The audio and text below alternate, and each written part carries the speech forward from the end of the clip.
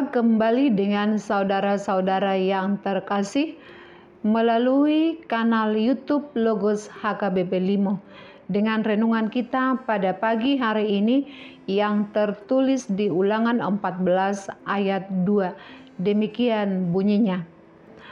Sebab engkaulah umat yang kudus bagi Tuhan Allahmu, dan engkau dipilih Tuhan untuk menjadi umat kesayangannya dari antara segala bangsa yang di atas muka bumi.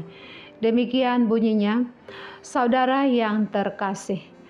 Melalui renungan ini dapat kita pahami bahwa bangsa pilihan Allah, yaitu Israel, harus beda dan tidak boleh mengikuti tradisi-tradisi bangsa lain, yaitu menyembah berhala. Bangsa Israel adalah bangsa yang dikhususkan dan yang dipisahkan oleh Tuhan untuk Tuhan. Maka mereka harus berbeda dengan bangsa-bangsa lain. Perbedaan mereka, Tuhan melarang cara perkabungan umat lain untuk ditiru ataupun dilakukan oleh umatnya sebagai tanda dan bukti bahwa mereka adalah umat percaya.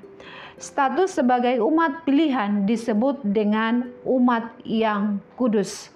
Harus menjadi status yang membedakan secara nyata atas keberadaan mereka dari umat lainnya, di mana kematian dari sanak saudara tidak menjadikan kita berduka dengan cara menyiksa diri dan memperburuk rupa.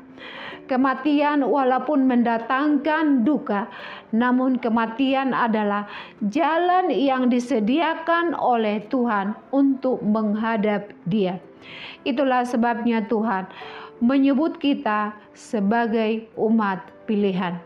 Yang kedua, larangan Tuhan tentang makanan.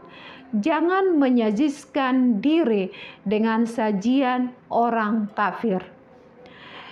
Israel juga tidak diperkenankan memakan makanan. Israel juga tidak diperkenankan memakan binatang yang dipersembahkan kepada ilah-ilah lain dan binatang yang diharamkan.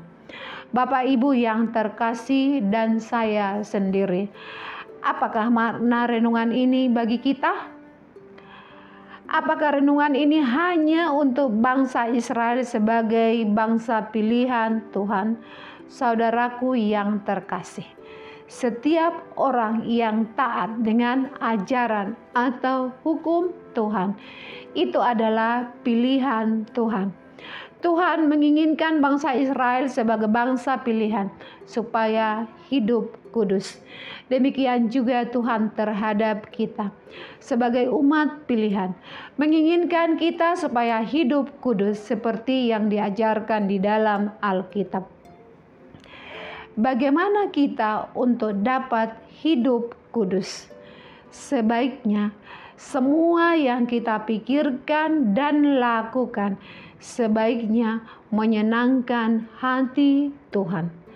Jangan pernah menyimpan dendam di dalam hati. Tanamkan kasih kepada siapapun. Bertutur katalah dengan sopan dan santun terhadap siapapun. Allah memanggil umat percaya itu menjadi saluran berkat. Dan pakailah waktumu sebaik mungkin untuk memuji Tuhan, datang taat beribadah ke gereja setiap hari Minggu, dan kita membaca Alkitab, dan kita ajarkan anak-anak kita untuk membaca dan memahami isi Alkitab itu melalui kita sebagai orang tua. Maka saudaraku yang terkasih, masih banyak hal-hal yang baik yang bisa kita lakukan supaya kita bisa berbeda dari orang lain sebagai kita umat pilihan. Saudaraku yang terkasih dan juga saya sendiri, kita tetap bisa menjadi umat yang kudus di tengah dunia yang cemar ini dengan hidup berdasarkan firman Tuhan.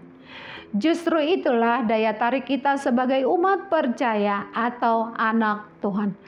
Maka dari itu, saudara-saudaraku yang terkasih dan juga saya sendiri, marilah kita mengikuti ajaran-ajaran atau hukum Tuhan sesuai dengan firman-Nya, supaya hidup kita tidak cacat dan tidak tercelah. Demikianlah renungan singkat untuk kita pada pagi hari ini. Tuhan Yesus memberkati. Amin. Mari kita berdoa. Bapa yang Maha Kuasa yang telah memilih kami untuk menjadi umat-Mu, terima kasih ya Tuhan melalui renungan pagi ini yang telah mengajarkan kami supaya kami selalu setia kepada Tuhan dan taat dengan ajaran-ajaran Tuhan.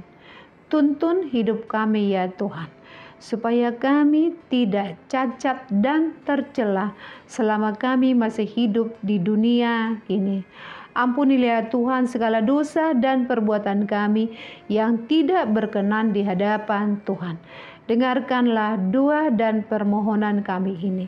Kami berdoa atas nama anak-Mu Yesus Kristus Tuhan kami. Amin.